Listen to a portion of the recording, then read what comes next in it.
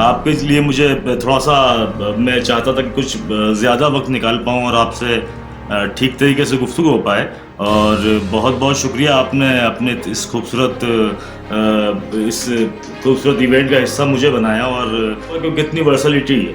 आप देखिए, फिल्मों में राज साहब के गाने, मुन्ना भाई MBBS, मर्डर, मिशन कश्मीर, कई तरह के ब्लॉकबस्टर मूवी, इश्क, नींद चुराई मेरी किसने वो सनम, या खुददार, तुम सा कोई प्यारा कोई मासूम नहीं है, अनगिनत गाने, मर्डर, दिल को हजार बार रोका रोका रोका, घातक कोई जाए तो ले आए, मेरी लाख दुआएं पाए, करीब के गाने, चोरी चोरी जब नजरें मिली, या कितने गाने राज साहब फिल्मों में, राज साहब की किताबें, कई किताबें, 3 से 4 उनकी बायोग्राफी आ चुकी हैं जो लोगों ने लिखी हैं। उसके अलावा उनकी PhD उन्होंने जो किया उसकी किताब है। उसके अलावा उनकी शायरी की 7 किताबें हैं। तो उसके अलावा उनके ऊपर 4 से 5 लोगों ने PhD किया। आपके पाकिस्तान से भी किसी स्टूडेंट ने किए। तो उनका काम बहुत ज़्यादा है। तो जिस शख्स का काम बहुत ज़्यादा होता है, अली भाई आपके लिए शेर है। जिसको ढूंढा है उम्र भर मैंने, आज की शाम मिला है मुझको, दिले नाकाम मिला है मुझको, इश्क का दाम मिला है मुझको, जिसको ढूंढा है उम्र भर मैंने, आज की शाम मिला है मुझको, नाज है मुझको इस गुलामी पर, नाज है मुझको इस गुलामी पर, आपका काम मिला है मुझको, नाज है मुझको इस गुलामी पर, आपका काम मिला है मुझको। अजीम शख्सियत के घर में मैं पैदा हुआ, जिसकी वजह से लोग मेरी इज्जत कर रहे हैं। आप भी अगर मुझे याद फरमा रहे हैं तो शायद इसका एक बड़ी वजह यह है कि मैं राज साहब का बेटा हूँ। और हालांकि मैं ज़िंदगी मुझे नहीं लगता मैंने कुछ किया है। अगर कुछ छोटा मोटा किया भी है ज़िंदगी में, आगे भी मुस्तकबिल में भी कुछ करूँगा, तो भी मेरी सबसे बड़ी और सबसे अच्छी और सबसे प्यारी पहचान यही होगी कि मैं राज साहब का बेटा हूँ, राहत इंदौरी साहब का बेटा हूँ। और राज साहब जिस वक्त उनका करियर शुरू हुआ था उस वक्त भी बिज़ी थे, तो उन्होंने घर पे हम लोगों को बहुत कम वक्त दे पाए। वो तो मेरी वालिदा ही हम लोगों की परवरिश में उनका असली अहम रोल था। और राज साहब से हम बच्चों का, सभी का, मेरे अलावा जो मेरे भाई हैं, बहन हैं, उनका भी एक यही था कि बहुत वक्त में मिल पाते थे साहब से। और राज साहब मुशायरों में बहुत बिजी थे। तो राज साहब को तो बहुत वक्त तक ये नहीं मालूम था कि उनके बच्चे कौन सी क्लास में हैं, कौन से स्कूल में जाते हैं। और इस तरह का माहौल था, बिजी थे। और इस गज़ल का जो मतला है कि अगर खिलाफ है होने तो जान थोड़ी है, ये सब धुआं है कोई आसमान थोड़ी है। तो ये सब धुआं है अली भाई, इससे कोई फ़र्क नहीं पड़ता राज साहब की शख्सियत के लोग किस तरह से उनको याद कर रहे हैं। हमें देखना ही होगा कि कितनी वर्सलिटी है। आप देखिए, फिल्मों में राज साहब नहीं दी, और अगर एक आध गज़ल की इस्लाह दे देते तो शायद मेरी ज़िंदगी बन जाती। लेकिन बहरहाल कुछ ज़िंदगी है तो ज़िंदगी आज चलना है तो तलवार उठा मेरी तरह, मुझसे बुज़दिल की हिमायत नहीं होने वाली। और अब के जो फैसला होगा वो यहीं पर होगा। हमसे अब दूसरी हिजरत नहीं होने वाली है। जरूरी है मेरे आंसू बहते हैं, बह जाने दे, तेरे होठों की मुस्कान जरूरी है। तेरे आंसू बहते हैं।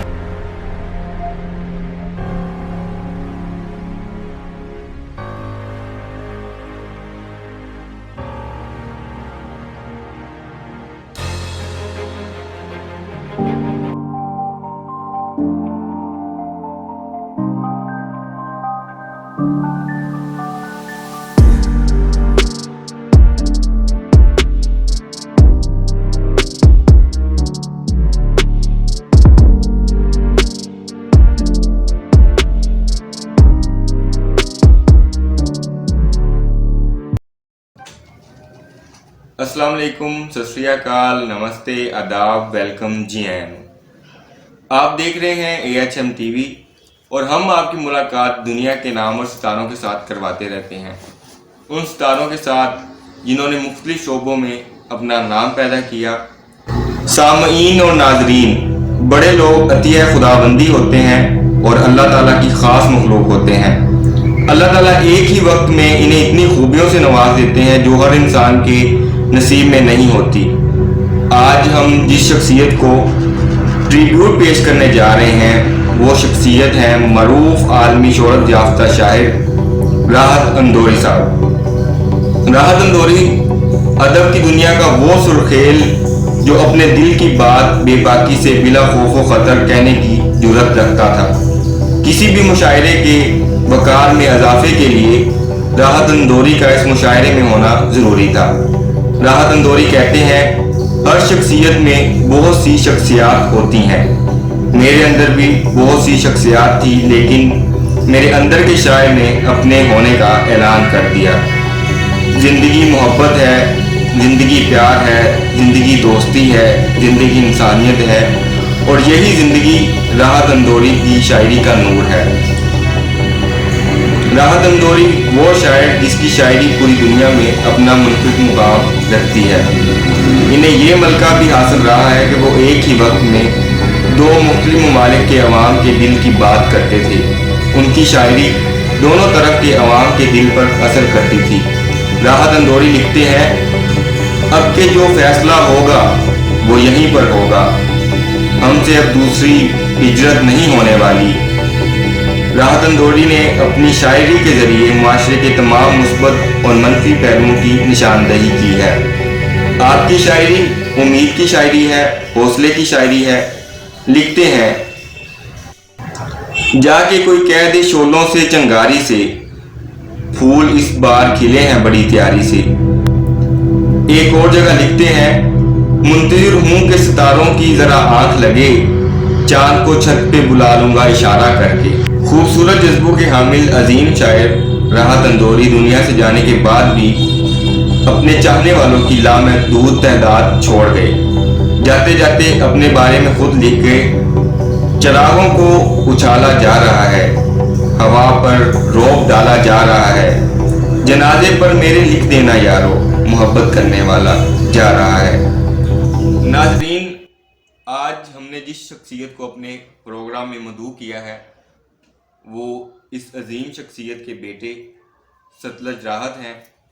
आज राहत अंदौरी साहब को ट्रिब्यूट पेश करने के लिए ये पाकिस्तान में पहला प्रोग्राम है जिसमें राहत अंदौरी साहब के बेटे सतलज राहत भाई शामिल हुए हैं।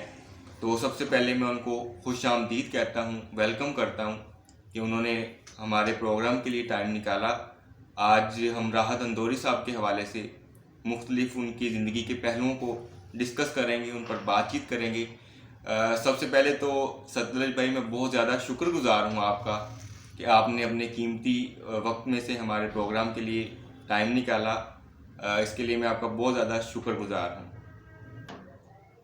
जी बहुत बहुत शुक्रिया अली भाई। और मैं सबसे पहले तो आपसे माजरत चाहता हूँ कि मैंने बहुत देर लगा दी आप तक पहुँचने में। हालांकि मैं इतना कुछ ज़्यादा मसरूफ़ नहीं हूँ, लेकिन आपके लिए मुझे थोड़ा सा मैं चाहता था कि कुछ ज़्यादा वक्त निकाल पाऊँ और आपसे ठीक तरीके से गुफ्तगू हो पाए। और बहुत बहुत शुक्रिया, आपने अपने इस खूबसूरत इवेंट का हिस्सा मुझे बनाया। और मेरी तरफ से जितने भी लोग सुनने वाले हैं आपके और आप ख़ास तौर पे सबको मेरा सलाम, सबको सत श्री अकाल, सबको नमस्ते। और आपका बेहद शुक्रिया कि आपने मुझे याद फरमाया, बहुत शुक्रिया। सतलज राहत साहब से गुफ्तगू का आगाज़ करते हैं। राहत अंदौरी जैसी अजीम शख्सियत, अजीम इंसान और अजीम शायर का बेटा होना बड़े एजाज़ की बात है। इस आदत पर आप क्या कहना चाहेंगे? जी मैं इसको अली भाई सीधे तरीके से सबसे पहले तो इसके लिए खुदा की अल्लाह का शुक्र अदा करूँगा कि एक ऐसी अजीम शख्सियत के घर में मैं पैदा हुआ जिसकी वजह से लोग मेरी इज़्ज़त कर रहे हैं। आप भी अगर मुझे याद फरमा रहे हैं तो शायद इसका एक बड़ी वजह यह है कि मैं राहत साहब का बेटा हूँ। और मैं हालांकि मैं ज़िंदगी मुझे नहीं लगता मैंने कुछ किया है, अगर कुछ छोटा मोटा किया भी है ज़िंदगी में, आगे भी मुस्तकबिल में भी कुछ करूँगा तो भी मेरी सबसे बड़ी और सबसे अच्छी और सबसे प्यारी पहचान यही होगी कि मैं राहत साहब का बेटा हूँ, राहत अंदौरी साहब का बेटा हूँ। और राहत साहब और मैं इस बात को चेरिश करता हूँ, मुझे बहुत अच्छा लगता है कि लोग मुझे इस तारुफ से मुझे पहले पहचानते हैं कि मैं राहत साहब का बेटा हूँ। और ये फ़ख्र की बात है मेरे लिए हमेशा से। राहत अंदौरी साहब ने जब अपने सफ़र का आगाज़ किया तो इब्तदाई दिनों में वो कई कई दिन घर से बाहर रहते थे। वो ख़ुद फरमाते हैं कि मैं 10 साल अपने बच्चों से बहुत कम मिला हूँ। इस अरसे में आपकी वालिदा ने आपकी परवरिश की। उन दिनों की कोई याद आपके जहन में महफूज हो, जहन नशीन हो, वो बताइएगा। जी अली भाई, राज साहब हमेशा ही मतलब वो कभी स्ट्रगल करने वाले शायर रहे होंगे, कभी कुछ थोड़ा कामयाब रहे होंगे, लेकिन वो पूरे अपने करियर में 40-50 साल के करियर में बिजी हमेशा रहे। वो अगर छोटे मोटे शायर भी थे जिस वक्त उनका करियर शुरू हुआ था, उस वक्त भी बिजी थे, तो उन्होंने घर पे हम लोगों को बहुत कम वक्त दे पाए। वो तो मेरी वालिदा ही हम लोगों की परवरिश में उनका असली अहम रोल था। और राज साहब से हम बच्चों का, सभी का, मेरे अलावा जो मेरे भाई हैं, बहन हैं, उनका भी एक यही था कि बहुत वक्त वक्त में मिल पाते थे साहब से। और राज साहब मुशायरों में बहुत बिजी थे, तो राज साहब को तो बहुत वक्त तक ये नहीं मालूम था कि उनके बच्चे कौन सी क्लास में हैं, कौन से स्कूल में जाते हैं। और इस तरह का माहौल था, बिजी थे। और ठीक भी है, अगर कोई इंसान अपने करियर के इसी पीक पे हो तो उसको बिजी होना चाहिए। तब तो हमारी शायद कुछ थोड़ी बहुत हमें बुरा लगता होगा, लेकिन अब एहसास होता है कि वो बिजी थे, इसलिए हमें वक्त नहीं दे पाए। और बिजी कहाँ थे ये दिखता है उनकी किताबों में, उनके मुशायरों के क्लिपिंग सुनते हैं तो समझ में आता है कि हाँ, राज साहब उस दिन यहाँ बिजी थे। और ऐसा हमारा बचपन जो है वो कई मुशायरों की नज़र हो चुका है, तो इट्स ओके, लेकिन ठीक है। सतलज भाई, राहत अंदौरी साहब इंतहाई सास दिल के मालिक शायर थे।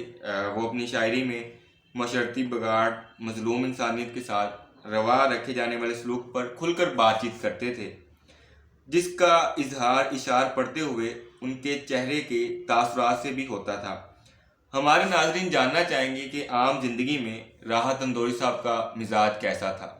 जी अली भाई, राज साहब की शायरी को जब आप जायज़ा लेंगे तो उसमें मेरे हिसाब से जो मुझे थोड़ा समझ में आता है, दो चीज़ें बहुत ज़्यादा खुल के नुमायाँ थी कि एक तो उनका ईमान बहुत मजबूत था अपने खालिक के लिए, और दूसरा मजलूम की आवाज़ उठाना, हौसला। उनकी शायरी में हौसला एक बहुत ज़्यादा ज़रूरी एलिमेंट था। तो राहत साहब जो अपनी बात कहना होती थी वो पब्लिकली स्टेज पे मुशायरों में ही कहते थे। उनकी शेर ही उनकी बात कहते थे। बाकी घर में तो वो बड़े ही फैमिलियर शख्स थे। हमें तो मतलब उनकी शोहरत और उनकी मकबूलियत का अंदाज़ा बाहर निकलने के बाद मालूम होता था कि राज साहब ये हैं, वरना घर के अंदर तो वो बहुत ज़्यादा सादा इंसान, जो एक आम आम बाप होता है, एक आम मिडिल क्लास फादर होते हैं, वैसे राज साहब का मिजाज था। और कोई उन पे शोहरत या मकबूलियत हावी नहीं थी, क्योंकि वो अपनी शोहरत को, अपनी मकबूलियत को खुदा की देन मांगते थे। उनको लगता था कि अगर आपको शोहरत, दौलत और इज़्ज़त अल्लाह ने दिए तो उसका अल्लाह का शुक्र अदा किया जाना चाहिए उसके लिए। और इसलिए वो अपने आप को ज़्यादा प्रमोट भी करने के फेवर में नहीं रहते थे, ना ही वो ज़्यादा कुछ उनका कुछ मुशायरे के जो कन्वीनर होते हैं उनसे कोई फरमाइश वगैरह जिस तरह के मामले तो वैसे भी नहीं थे।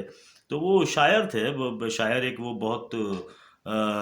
बहुत मजबूती के साथ बात कहने वाले शायर, लेकिन अपनी फीस नहीं मांगने वाले इंसान थे, जो मोहब्बत में, किसी की मोहब्बत में कितना भी लंबा सफ़र तय कर सकते हैं।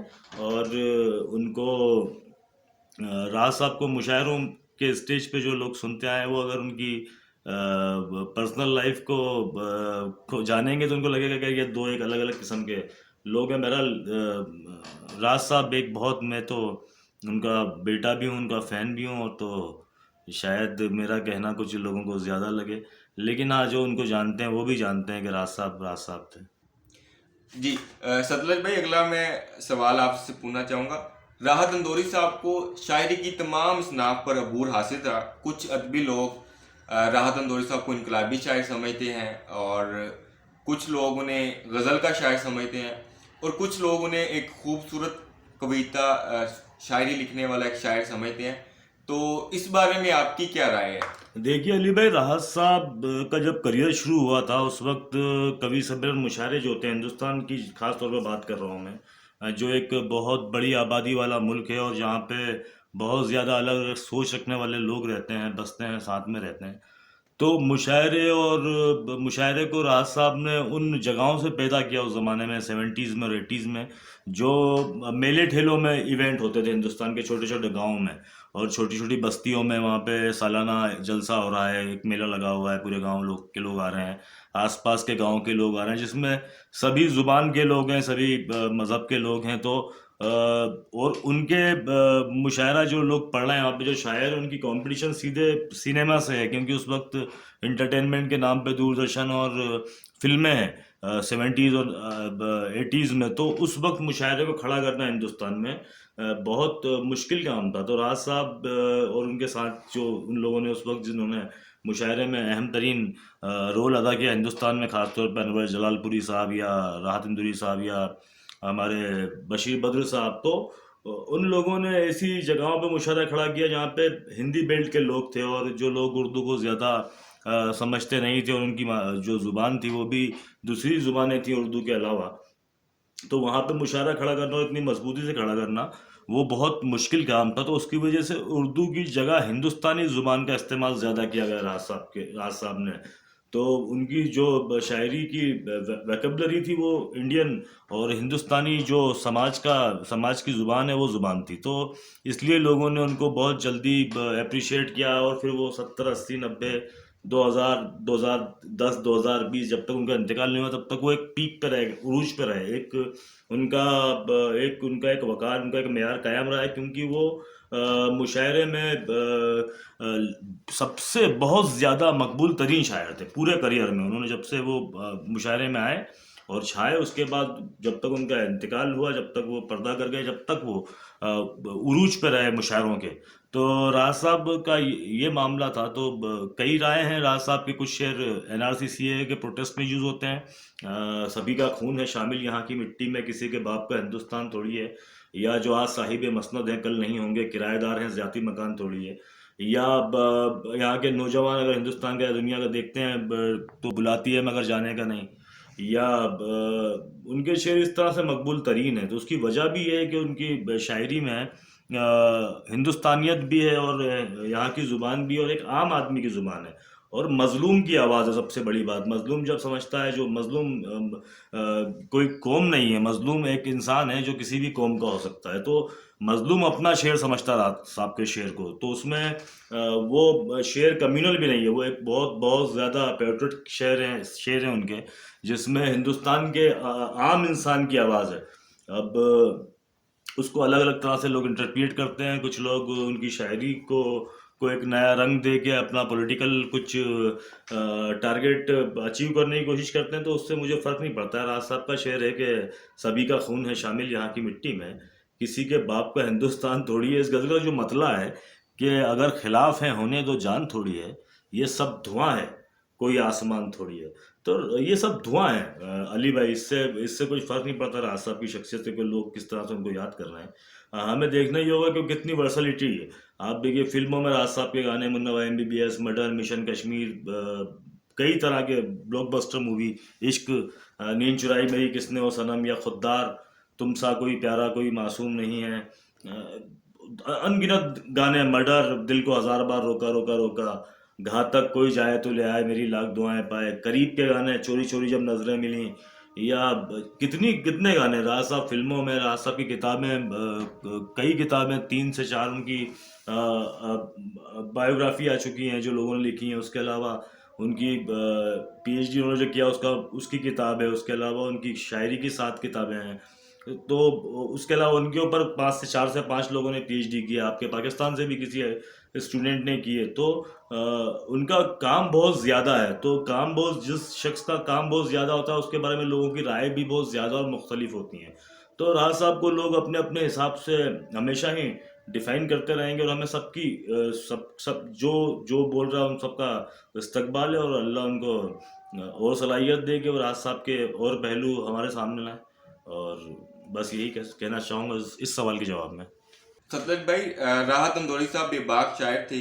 साहिब इख्तियार लोगों की पॉलिसियों पर खुलकर तनकीद करते थे, और जब आप साहिब इख्तियार, साहिब इक़्तिदार लोगों की पॉलिसियों पर तनकीद करते हैं तो एक तबका ऐसा भी होता है जो आपसे नाराज़ रहता है। राहत अंदौरी साहब से भी इस बात पर बहुत से लोग नाराज़ रहते थे। बहुत सारे मुशायरों में पाबंदियाँ आयद की गई उन पर कि वो मुशायरा नहीं पढ़ सकते थे, पाबंदियाँ लगा दी जाती थी। इस चीज़ का आपकी फैमिली की ज़ाती ज़िंदगी पर भी कोई असर हुआ? जी जी जी जी जी जी पॉलिटिकल ट्रोलर तो काफी राज साहब के पीछे पड़ रहा है वो, और उसकी वजह सिर्फ रही कि ये रही कि राज साहब को हमेशा सच बोलते रहे और अपनी आवाज को कभी उन्होंने दबने नहीं दिया। तो पॉलिटिकल लोग उनसे नाराज रहे, किसी भी पार्टी से उन्होंने कोई अवार्ड नहीं लिया, उनका किसी राजनीतिक या सियासी पार्टी से कोई ताल्लुक नहीं था। हिंदुस्तान में इतने साल तक मुशायरे में रहने के बावजूद उन्होंने किसी किसी पार्टी से कोई ताल्लुक नहीं रखा और उनको आड़े हाथ ही लिया, क्योंकि राज साहब अपने आप को एक हिंदुस्तानी मानते थे, उनकी आवाज़ उठाते थे, तो पॉलिटिकल पार्टियों के निशाने पर रहते थे। पॉलिटिकल पार्टियां, मैंने इससे पहले भी आपको जवाब में बताया था कि पॉलिटिकल पार्टियां हमेशा ही उनको निशाने पर रखती थी और कई पाबंदियां, मैं भी उनके साथ रहता था सफ़र में और लगता था कभी कभी ऐसा कि हम लोग अकेले हैं, शायद कोई घेर लेगा, कोई भीड़ आ जाएगी, लेकिन एक हिम्मत थी, एक हौसला तो उनके शेरों से ही था कि मल्लाहों का चक्कर छोड़ो, तैर के दरिया पार करो। तो अगर आप सच बोलते हैं, आप सदाकत के साथ खड़े हैं, आपको आपके खालिक पे भरोसा है, आप अल्लाह पे यकीन रखते हैं, तो शायद मुझे नहीं लगता कि आपको सच बोलने से पीछे हटना चाहिए। और उन्हें मालूम था वो क्या कर रहे हैं और अगर कोई नुकसान पहुंचता तो वो नुकसान भी जो कर रहे हैं उस चीज़ को रोक नहीं सकता था, क्योंकि सच्चाई हर मौके पर बोली जाना चाहिए। और एक शेर, एक इंतखाब का शेर याद आ गया इस सवाल पे मुझे कि हम ना देंगे कभी कातिल को मसीहा का लक़ब, हम ना देंगे कभी इस कातिल को मसीहा का लक़ब, सारी दुनिया भी अगर सर पे उठा ली जाए। सतलुज भाई, अगला मेरा सवाल ये आपके हवाले से है। आप खुद भी माशाल्लाह नामवर शायर हैं और बहुत सारे मुशायरे मैंने भी आपके सुने हैं यूट्यूब के ऊपर। आप शायरी के हवाले से राहत अंदौरी साहब से आपकी गुफ्तगू होती थी और ये भी पूछना चाहूँगा कि क्या आप उनसे इस्लाह भी लेते थे? नहीं, बहुत बहुत शुक्रिया अली भाई आपका, बहुत आपका ज़रा नवाजी कि आपने मुझे कम से कम शायद तस्लीम तो किया। और मुझे नहीं लगता कि मैं कोई बहुत अच्छा शायर हूँ, मैं कोशिश करता हूँ, कुछ टूटा फूटा लिखता हूँ, राज साहब का बेटा हूँ इसलिए शायद थोड़े बहुत लोग सुन लेते हैं उसको। और राज साहब ने कभी इस्लाह नहीं ली मैंने उनसे और ना ही उन्होंने कभी दी। और मैं जर्नलिस्ट हूँ वैसे पेशावर तौर पे, तो राज साहब जब मैं पढ़ाई कर रहा था उस वक्त से ही शेर कहने लगा था, मतलब टूटा फूटा कुछ भी। तो साहब ने मुझे कहा था कि भैया आप पढ़ाई पे ध्यान दीजिए, उसके बाद जॉब पे ध्यान दीजिए। और लेकिन मैं जॉब करता रहा, मैं उनके एहतराम में, मैंने आज तक जॉब करता हूँ, मैं नौकरी में हूँ, लेकिन शायरी भी मुझसे छूट नहीं पाई। तो फिर कहीं कहीं उन्होंने सुना, लेकिन वो मैं उनको मुतासर नहीं कर पाया, कभी भी उन्होंने किसी शेर पे मुझे दाद नहीं दी कि भाई तुमने ये अच्छा कह दिया, और कभी इस्लाह भी नहीं दी और ना ही कभी किसी मुशायरे में प्रमोट किया। एक बहुत दिलचस्प बात बताता हूँ मैं आपको कि मैं राज साहब के आखिरी 2020 से पहले 7-8 साल तक साथ में रहा, हर मुशायरे में मैं उनके साथ रहता था। डॉक्टर ने सलाह दी कि घर का कोई साथ में रहे, तो मैं हमेशा साथ में रहता था साहब के। और उस दौरान शायद राज साहब के साथ में हज़ारों मुशायरों में शिरकत की होगी जिनमें साहब गए हिंदुस्तान के बाहर, लेकिन उनके साथ मैंने अपने पूरे करियर में 4 से 5 मुशायरे पढ़े हैं। वो भी वो मुशायरे हैं जो मुझे याद हैं कि किसने मुझे मदऊ किया था कि भाई यहाँ पे इन्होंने, यहाँ पे इन्होंने। कहीं भी राज साहब ने नहीं कहा कि मेरा बेटा शायर है और इसको भी मुशायरा पढ़ाया जाए। तो इस मामले में वो थोड़े से, पता नहीं उनकी क्या सोच रही होगी, अल्लाह आलम, लेकिन उन्होंने कभी मुझे प्रमोट नहीं किया, ना ही मुझे शायरी पे असला दी। और इसी वजह से मेरी शायरी पे अगर कोई इल्ज़ाम लगे या मेरी शायरी पे कोई तनकीद हो तो मुझे खुशी महसूस होती है कि कम से कम इसमें राज साहब का कोई हाथ नहीं है। तो ये इल्ज़ाम जो है मेरे हैं। और हमारे अब्बास ताबिश साहब का, पाकिस्तान के बड़े शायर हैं, उनका शेर है कि उन्हें कहो कि मेरा जुर्म सिर्फ मेरा है, उन्हें कहो मेरे शिजरे का एहतराम करे। तो राज साहब ने इस्लाह नहीं दी, तो कम से कम मैं लोगों से गुजारिश कर सकता हूँ कि मेरे शिजरे का एहतराम किया जाए। वरना अगर वो मेरे उस्ताद होते तो शायद मेरी ख़ताएँ, मेरी खामियाँ भी उनके इस चमकदार नाम पे के आड़े आती। तो अल्लाह का एहसान है कि उन्होंने मुझे इस्लाह नहीं दी, और अगर एक आध गज़ल की इस्लाह दे देते तो शायद मेरी ज़िंदगी बन जाती। लेकिन बहरहाल कुछ ज़िंदगी है, तो ज़िंदगी के साथ साथ कुछ महरूमियाँ जुड़ी हुई हैं, तो इस महरूमियों के साथ हैं कि साहब से इस्लाह नहीं ले पाए और कुछ गज़लें उन्हें दिखा नहीं पाए, क्योंकि डर था एक। राज साहब जब बचपन से आपके वालिद कहते हैं भैया ये काम मत करो, अब आप वही काम उनके पास ले जाके बताओगे साहब आप देख के बताइए कैसा किया, तो मैं डरता था उनसे। वरना मैं अगर मुझे मौका मिलता तो मैं ज़रूर लेता इसलिए। बहरहाल अल्लाह मग़फ़िरत करे राज साहब की। सतलज भाई, राहत इंदौरी साहब को बहुत सारे लोग प्यार करते हैं, पूरी दुनिया में उनकी फ़ैन फॉलोइंग है और उनके हवाले से बहुत सारे प्रोग्राम भी मुनक्कद होते रहते हैं। मैं ये पूछना चाहूँगा, मुशायरों में राहत इंदौरी साहब के जश्न के प्रोग्रामों में, उनकी ट्रिब्यूट की महफ़िलों में, जैसे कि आज हम राहत इंदौरी साहब को पाकिस्तान में पहली बार हमने ये प्रोग्राम ऑर्गेनाइज़ किया जिसमें हम अजीम शायर राहत इंदौरी साहब को ट्रिब्यूट पेश कर रहे हैं। इन प्रोग्रामों में शिरकत करके और शायरी पर लोगों के ख्यालात सुनकर, उनकी शायरी पर जो गुफ्तगू होती है पूरी दुनिया में, ये सब देखकर सुनकर खुद पर गर्व तो आता होगा, फ़ख्र तो महसूस होता होगा। जी भाई बिल्कुल, क्योंकि राज साहब का मोबाइल भी अभी तक मेरे पास है। उनका जो मोबाइल वो हैंडसेट यूज़ करते थे तो वो मेरे पास है। तो रोज़ सुबह किसी ना किसी का दुनिया के किसी कोने से फ़ोन आता है, जिसे नहीं मालूम कि इस तरफ कौन होगा, राज साहब का मोबाइल कौन उठाएगा। जब मैं उठाता हूँ तो वो अपना तारुफ करता है, बताता है कि भाई मैं फ़लाँ आदमी हूँ, मैं फ़लाँ मुल्क से बोल रहा हूँ, राज साहब का मैं चाहने वाला हूँ और उनसे मेरी मुलाकात हुई थी और ये गुफ्तगू हुई थी। तो रोज़ मुझे एक आध दर्जन फ़ोन पूरी दुनिया भर से आते हैं राज साहब के नंबर पे, और जो राज साहब के बारे में मुझे बताते रहते हैं आज भी। रोज़ मैं अपडेट होता रहता हूँ राज साहब की किसी न किसी खूबी से। और जो जिस जश्न का ज़िक्र आप कर रहे हैं वो राज साहब के 50 साल मुशायरों में पूरे होने के बाद उनके शहर इंदौर में, मतलब जिस शहर में मैं अभी यहाँ मौजूद हूँ, इसी शहर इंदौर में राज साहब का जश्न लोगों ने बनाया था, इंदौर के शहर के लोगों ने। और वो यादगार और बहुत बेमिसाल जश्न था। ऐसा जश्न पूरी किसी भी शायर का दुनिया में नहीं देखने सुनने को मिला। हज़ारों का मजमा ऑडिटोरियम के अंदर, 50,000 का मजमा, इतना ही मजमा ऑडिटोरियम के बाहर पूरे शहर में होर्डिंग्स, और पूरी दुनिया से जो भी बड़े बड़े नाम हैं शायरी के हवाले से वो सब लोग वहाँ मौजूद थे। एक बहुत बड़ा इवेंट था और राज साहब का पूरा शहर उनको सुनने के लिए, उनको नवाजने के लिए वहाँ मौजूद था। और एक बहुत बड़ा ट्रिब्यूट राज साहब को उनके शहर ने उनके हयाती में दिया था, जो हमारी भी ज़िंदगी भर हम लोग उस इवेंट को भूल नहीं पाएंगे। और जश्न राहत एक बहुत बड़ा इवेंट था। तो फ़ख्र तो होता ही है, फ़ख्र तो हर बात पे होता है अली भाई, हर बात पे फ़ख्र होता है। और अल्लाह का एहसान है करोड़ों बार, अरबों बार कि उसने फ़ख्र करने की इतनी वजह दी। सबसे बड़ी वजह राज साहब खुद, और अल्लाह उनकी मग़फ़िरत फ़रमाए। मैं रोज़ी दुआ करता हूँ जितने भी लोग आपके सुन रहे हैं लोग, जो मुझे और जो सुनेंगे आगे, वो उनसे भी मेरी गुजारिश है कि मेरे वालिद राहत इंदौरी साहब की मग़फ़िरत की दुआ करते रहें और अल्लाह उनके दर्जात को खूब खूब खूब खूब बुलंद करे। सबक में बच्चों को नफ़रत नहीं मोहब्बत दे, तू अगर चाहे तो कापी किताब मैं भेजूं। ये भी मुमकिन है ज़मीन पर भी आसरा ना मिले, तू चंद रोज़ में कितनी उड़ान भरने लगा।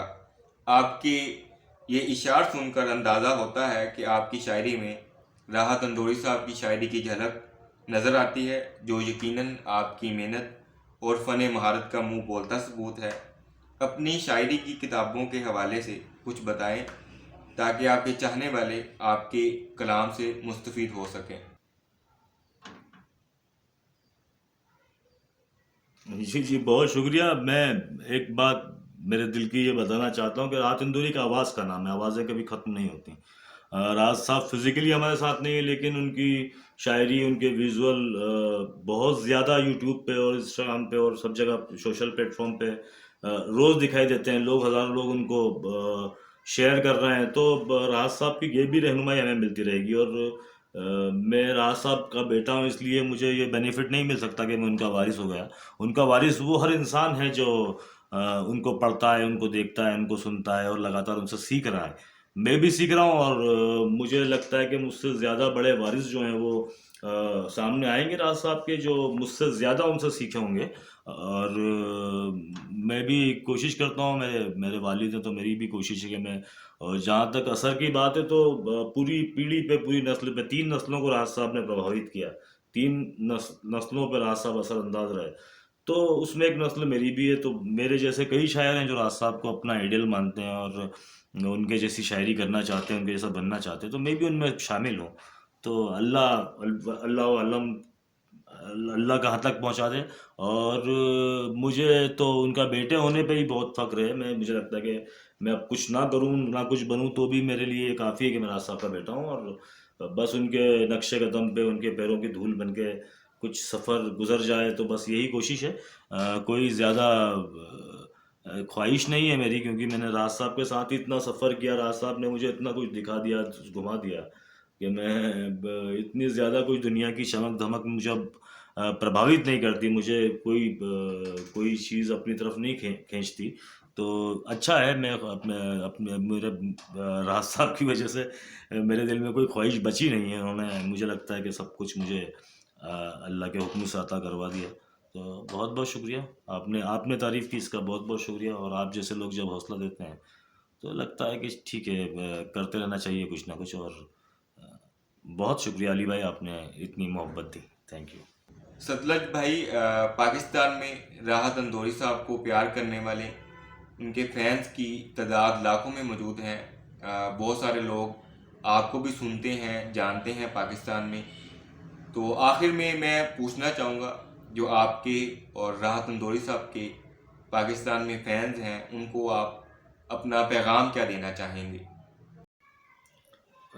सभी जितने भी लोग सुनने वाले हैं उन सबको अपनी मोहब्बत देना चाहूँगा। उनको, उनके लिए दुआएं हैं मेरी बहुत ज़्यादा दिल से कि आप सब लोग खुशहाल रहें, बहुत आप लोग तरक्की करें। अल्लाह आप लोगों को बहुत बहुत बहुत बहुत बहुत बहुत मोहब्बत के साथ रखे, और आप लोग शिफा के साथ रहें, आप लोग तंदुरुस्त रहें। सबको, जितने भी मेरे दोस्त मेरे भाई सुन रहे हैं, उन सबको मैं ये दुआ दूंगा, और अल्लाह उन सबके बुज़ुर्गों को सेहत याबी दे, उनको खुश रखे, छोटों को सेहत याबी दे, खुश रखे। आप सभी लोग, जितने भी लोग सुन रहे हैं, सबके, आपके घर वालों को अल्लाह खूब खुश रखे, खूब खूब खुश रखे।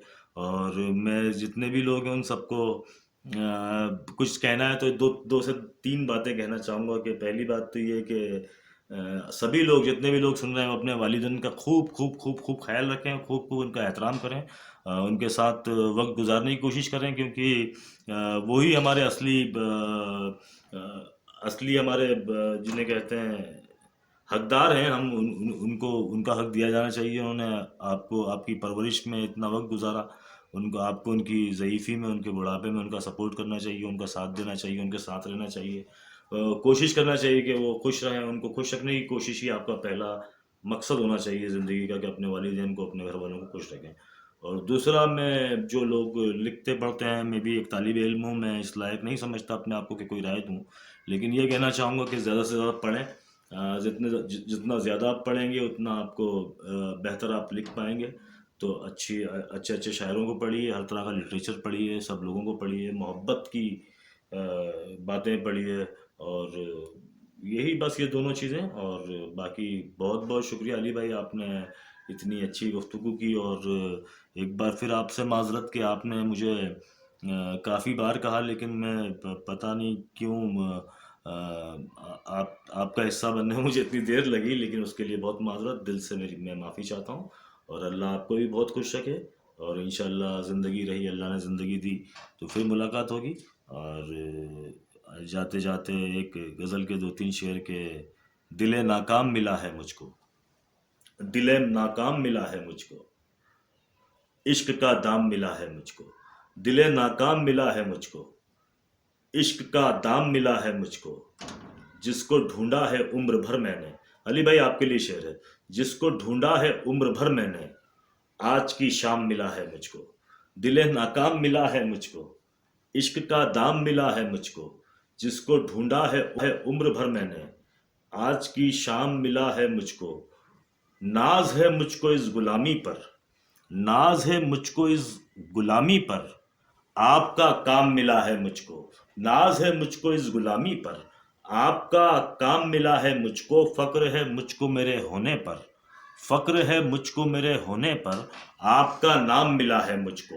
फक्र है मुझको मेरे होने पर, आपका आपका नाम मिला है मुझको। शेर देखिएगा कि आज की रात चाहे मर जाऊं, आज की रात चाहे मर जाऊं, तू सरे शाम मिला है मुझको, आज की रात चाहे मर जाऊं, तू सरे शाम मिला है मुझको, तुझको आबे हयात देने पर, तुझको आबे हयात देने पर जहर का जाम मिला है मुझको, तुझको आबे हयात देने पर जहर का जाम मिला है मुझको। बहुत बहुत शुक्रिया दोस्तों, जितने भी लोग सुन रहे हैं उन सबका को बहुत बहुत मेरा सलाम, बहुत बहुत शुक्रिया सबका। आपने वक्त दिया, आपने बातें सुनी। अल्लाह आप सबको खुश रखे। Thank you very much. अल्लाह हाफिज़। Thank you. नाजरीन, आपने राहत अंदौरी साहब के बेटे सत्तर राहत भाई की गुफ्तगू सुनी। आज हमें राहत अंदौरी साहब की ज़िंदगी के मुख्तलिफ पहलुओं के बारे में गुफ्तगू करने का मौका मिला, जानने का मौका मिला। पाकिस्तान में भी बहुत सारे लोग राहत अंदौरी साहब के नाम से वाकिफ़ हैं, उनकी शायरी की मदाह हैं, अक्सर सोशल मीडिया पे हम देखते रहते हैं। और मेरी ज़िंदगी की ये बड़ी ख्वाहिश थी कि राहत अंदौरी साहब से कभी मेरी मुलाकात हो या वो पाकिस्तान आए। पाकिस्तान में उनकी बहुत सारी चीज़ें गाई भी गई हैं, गीत, उनके लिखे हुए गीत पाकिस्तानी फ़नकारों ने गाए हैं। तो आज मैं बड़ी खुशी महसूस कर रहा हूँ, मुझे बड़ा फ़ख्र महसूस हो रहा है कि मेरी राहत अंदौरी साहब के बेटे सतलज भाई से गुफ्तगू हुई, उनका मैंने इंटरव्यू किया। ये मेरे लिए बड़े एजाज़ की बात है। और सतलज राहत भाई भी बड़े अवामी शख्सियत है, बड़ी मोहब्बत करने वाले, मोहब्बतें बांटने वाले इंसान हैं। और आप देख रहे हैं AHM TV। आपकी प्यार का, आपकी मोहब्बतों का शुक्रिया। इसी तरह से सपोर्ट करते रहें और मेरी कोशिश होगी कि मैं इसी तरह आपकी मुलाकात दुनिया के नामवर लोगों के साथ, अदबी लोगों के साथ, फ़नकारों के साथ, हर शोबे के साथ जुड़े लोगों के साथ आपकी मुलाकात करवाता रहूं। और इंशाल्लाह एक नए मेहमान के साथ फिर मुलाकात होगी। खुदा हाफिज़।